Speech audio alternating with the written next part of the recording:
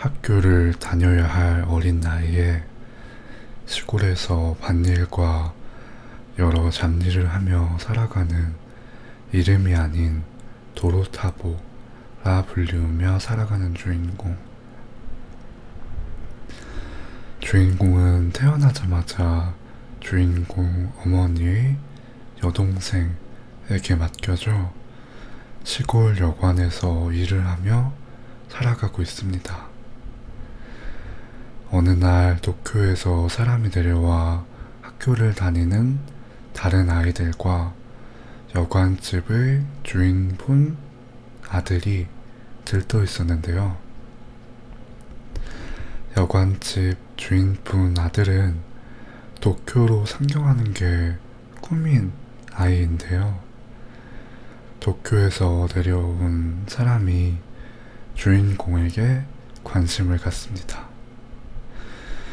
도쿄에서 사람이 내려온 이유는 닭들이 내장까지 파먹힌 상태로 발견되어 그 존재를 제거해달라고 여관의 주인분께서 부탁을 했기 때문인데요. 주인공과 이야기하던 도쿄에서 내려온 사람은 보름달이 뜨는 날이 수상하다라는 걸 주인공의 말을 통해 알아차리고 그래서 며칠간 여관에 머물며 주인공과 같이 일도 하고 하며 지내다 며칠 후 보름달이 뜨는 날에 여관집 아들이 도쿄에서 온 사람과 같이 다니는 주인공을 질투해 주인공의 부모님이 남겨주신 목걸이를 빼앗게 됩니다. 그리하여 주인공은 분노하게 되고 화를 내게 됩니다. 그 모습을 본 여관집 아들은 무서워서 도망치게 됩니다. 그러다 보름달이 뜨는 날이 위험한 날인 걸 알고 있었던 주인공과 도쿄에서 온 사람은 바깥에 있는 여관집 아들을 찾아 나서게 됩니다. 그러다 여관집 아들을 습격하려 하는 괴물들을 주인공과 도쿄에서 온 사람이 괴물들을 제거합니다. 그 괴물을 보고 놀란 여관집 아들은 기절을 하게 되었고 여관집 아들에게 화난 모습을 들킨 주인공에게 도쿄에서 온 사람이 다시 한번 묻습니다. 이전에 평생 부모에게 버림받은 아이라고 생각하며 살아가던 주변에서도 그리 말들을 하기도 했고요. 주인공에게 도쿄에서 온 사람은 이전에 함께 일할 때 부모님이 남겨주신 목걸이가 귀한 것이고 버리는 자식에게 줄만한 물건이 아니다라고 말해주었던 도쿄에서 온 사람이 물었던 부모님이 보고 싶냐는 말에 주인공은 만나고 싶을지도 모른다고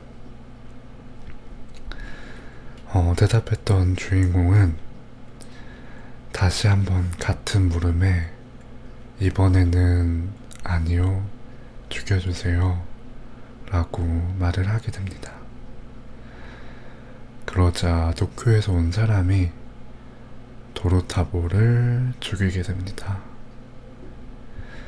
여기까지가 애니메이션 괴물사변의 1화 이야기입니다.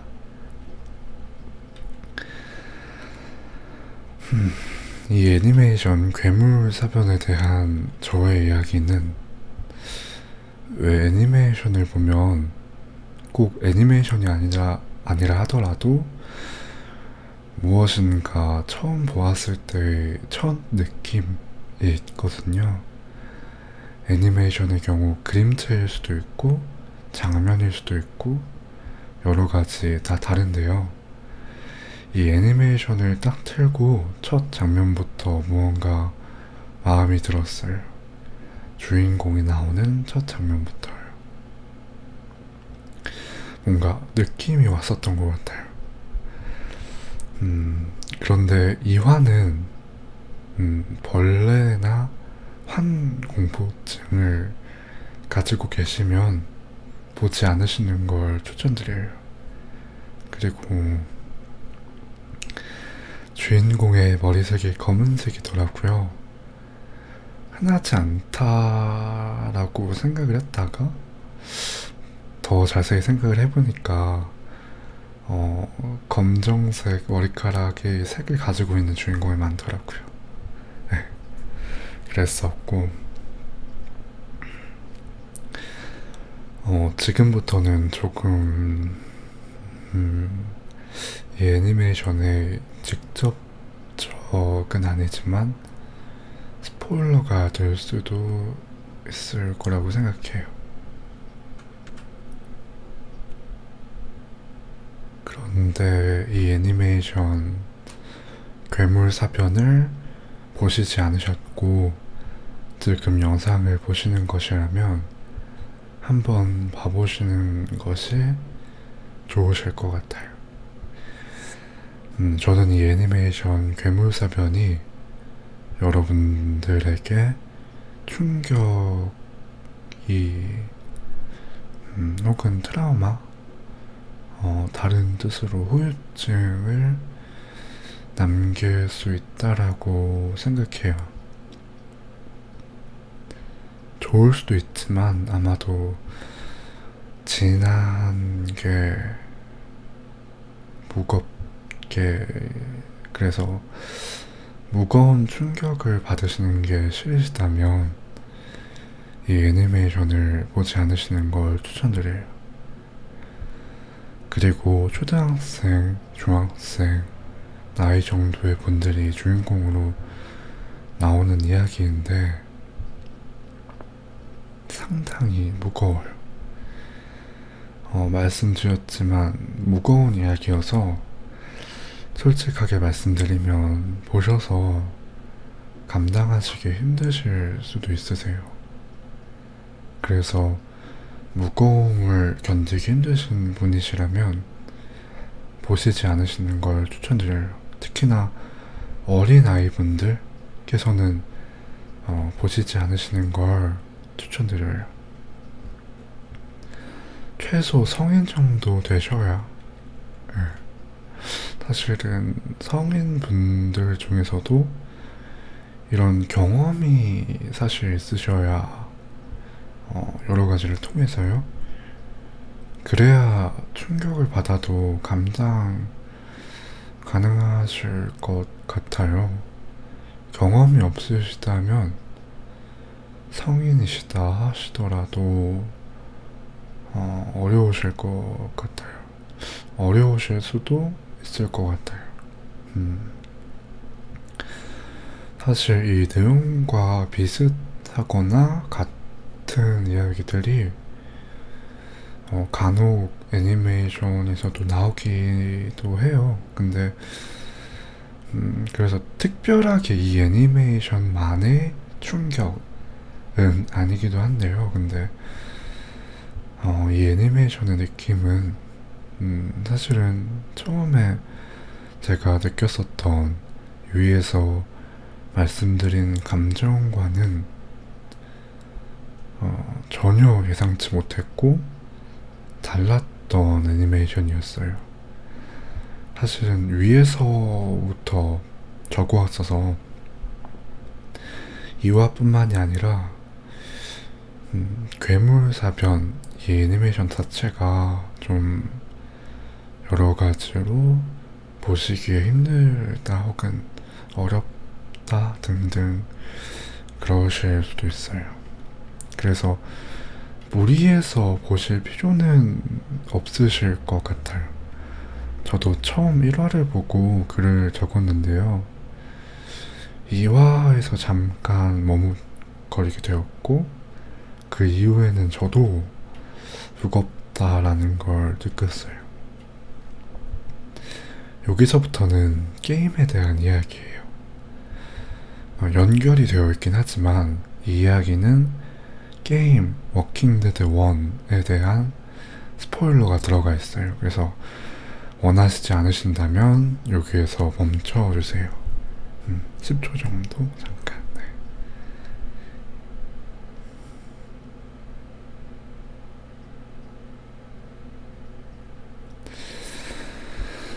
네. 다시 이야기를 드리면, 만약에 이 이야기가 애니메이션이 아니라 게임이었다면 훨씬 강하게 저에게 남았을 것 같아요.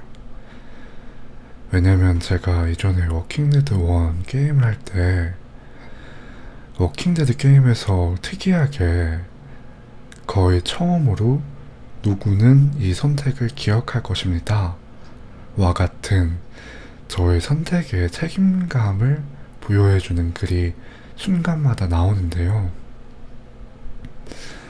만약에 저의 선택 때문에 이런 결과가 나왔다라고 한다면 정말 강하게 남았을 것 같아요. 애니메이션의 스토리 상황이요. 제가 게임을 하다가 중요한 선택을 하는 경우에 인터넷 검색을 한 후에 선택을 하는 게 버릇처럼 돼버렸는데요. 그 이유가 워킹데드를 플레이할 때 제 선택에 책임감을 부여해서 여기에서부터는 워킹데드 1 스포일러예요. 워킹데드 1에서 주인공이었던 리와 러브라인이 형성될 것 같으셨던 분이 죽게 돼요. 그래서 저의 선택으로 인해서 그렇게 된 것 같아서 사실은 다른 분들도 많이 죽기는 했는데요. 워킹데드에서 그 죽음에 대한 죄책감을 부여하는 그게 있어요. 저의 선택으로 인해서 그렇게 되는 걸 보여주고 강조하고요. 그래서 죄책감이 생기는데, 주인공과 사랑에 빠지려 하는 사람을 그렇게 죽이니 제가 플레이하는 캐릭터가 주인공이잖아요. 그래서 더 강하게 왔던 것 같아요. 그래서 다시 반복 하다가 검색을 통해서 무조건 이렇게 결과가 나온다 라는 것을 알게 되고, 그때 워킹데드 게임을 접었어요. 그 이후로 다시 워킹데드 게임을 하게 된 건 몇 년 후였어요. 그때 이후로 게임에서 중요한 선택을 하는 데 있어서 검색을 해보고 결정을 하는 게 버릇이 되어버렸어요. 사실 게임 제작자분들이 원하시는 방향은 아닐 거라고 생각을 하긴 하지만요. 그런데 이 감정이 게임에서 영화, 드라마, 애니메이션보다 강하게 오는데요. 그 이유가 게임은 자신이 직접 플레이, 선택 등을 하는 거고요. 영화, 드라마, 애니메이션 등은 보는 것이라서 내가 하지 않아도 보여주니까 직접적으로 해야 되는, 선택해야 되는 게임에서 훨씬 강하게 죄책감이라든지 그런 감정들이 강하게 남는 것 같아요. 그 이후에 되돌릴 수 있는 여러 게임에서 리로드를 정말 많이 해서 게임을 플레이했던 적도 많았던 것 같아요. 그런데 보통 그렇게 게임을 플레이하게 되다 보면 보통의 플레이보다 많이 지치거든요. 그렇게 해서 결과가 나아지면 죄책감은 없어지지만 리로드하는 플레이 타임 등이 그냥 게임 플레이하는 시간보다 더 훨씬 많이 늘어나서 스토리 진행도 많이 느려지고 시간은 더 많이 걸리고, 그래서 그렇게 플레이를 하고 나면 게임을 몇 달 동안 안 했던 것 같아요. 어쩌면 지금도 제가 무언가 하려고 해도 잘 시작을 못하는 게 다른 것들은 아니어도 그 게임에서만큼은 저의 선택으로 인한 죄책감, 죄악감, 무거움, 아니면 무한 반복에 가까울 정도의 리로드? 아니어도 무한 리로드를 통해서도 결과적으로 충격적인, 회복하기 어려운 스토리들이 제가 게임을 아무 생각 없이 켤 수 없게 된 이유인 것 같아요. 이전에는요, 스토리 게임이란 걸 처음 알고 난 후에 정말 즐겁고 재밌고 그랬었기 때문에 많이 쉽게 시작할 수 있었던 것 같아요. 무섭거나 무겁긴 해도 그 재미, 그 감각이 그러나 지금은 여러 가지 경험 때문에 게임에서만큼은 쉽게 시작할 수 없게 된 이유가 그 책임 때문인 것 같아요. 그래서 어떤 게임을 할까 생각하다가도 아무 생각 없이 할 수 있는 롤을 항상 켜게 되는 것 같아요.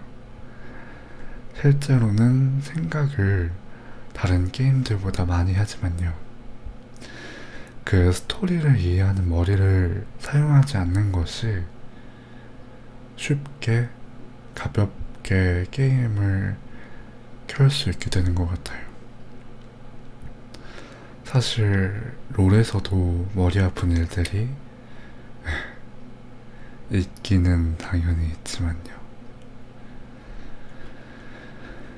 다시 괴물사변으로 돌아가면요, 12화 작으로 1기는 끝이 났고요. 1기를 다 본 입장에서 결론만 보자면 절망의 상황에서 절망의 전개, 절망의 결말은 아니었다 라고 생각해요. 그래서 다행이다라고. 그렇게까지 갔더라면 정말 무거웠을 것 같아요. 그리고 저는 성인이고 이런 경험들을 이미 경험했기 때문에 그나마 괜찮았지만, 이런 경험이 없으신 분들이시라면 정말 무거우실 것 같아요.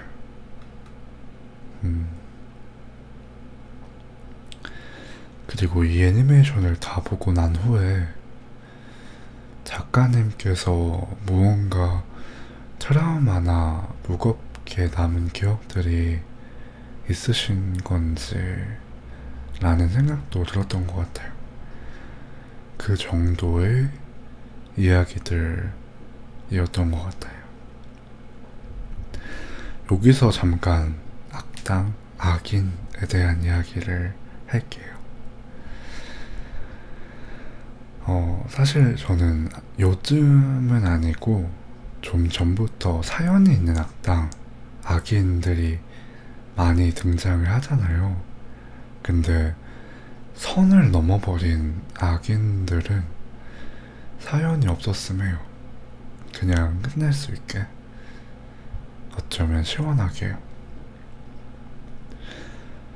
선을 넘었는데도 사연이 있으면 뭔가 시원하지가 않으니까요. 그런 것도 다 의도하고 있는 걸 알고 저도 그러한 부분에서 많은 것들을 좋은 쪽으로 많이 느꼈는데요. 처음엔 악당이 사연이 있다는 걸 알았을 때는 굉장히 강하게 남았던 것 같아요. 그 사연에 따라서는 충격적이기도 했고요. 근데 사연이 있으면 그게 보는 사람도 이해 납득이 가는 사연이라면 끝내도 좀, 네, 안 끝내도 좀 마찬가지여서 저도 게임을 할 때마다 이런 선택지에서는 다 살려줬던 걸로 기억을 하는데요. 근데 살려줬는데 다시 선을 넘는 행동들을 하고 있으면 그 기분, 감정은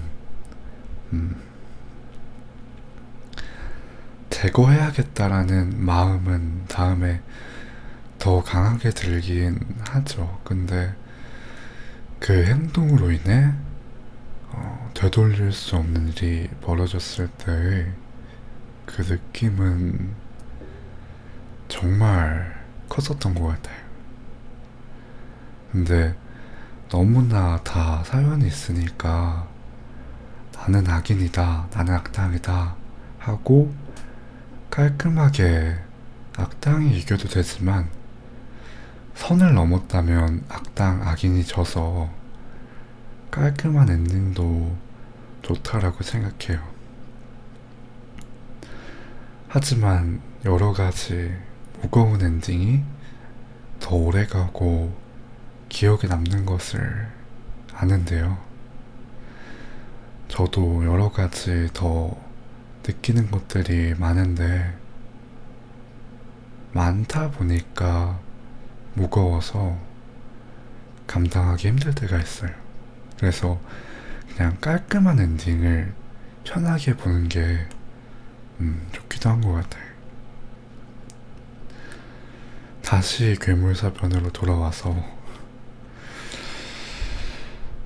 제가 처음에 느꼈던 이미지와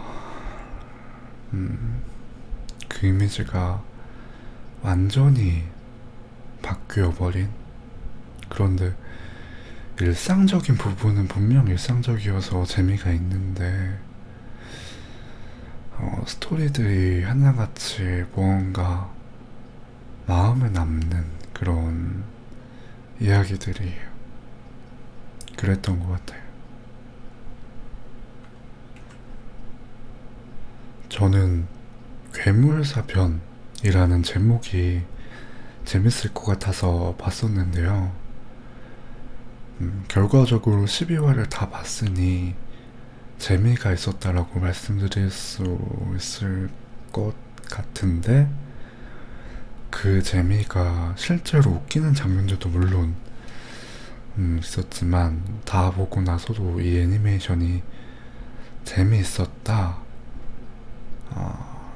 라고는 생각을 안 한 것 같아요. 재미라는 것보다 더 강한 남은 것들 때문인 것 같아요. 저는 어린아이분들과 애니메이션을 처음 접하시는 분들에게는 추천드리고 싶지 않아요. 어쩌면 최소 성인, 여러 가지 충격적인 경험들이 이미 있으신 분들께서는 보시면 여러 가지가 남으실 수 있으실 것 같아요.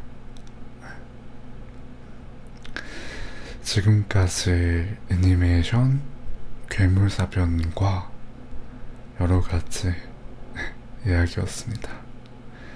감사합니다.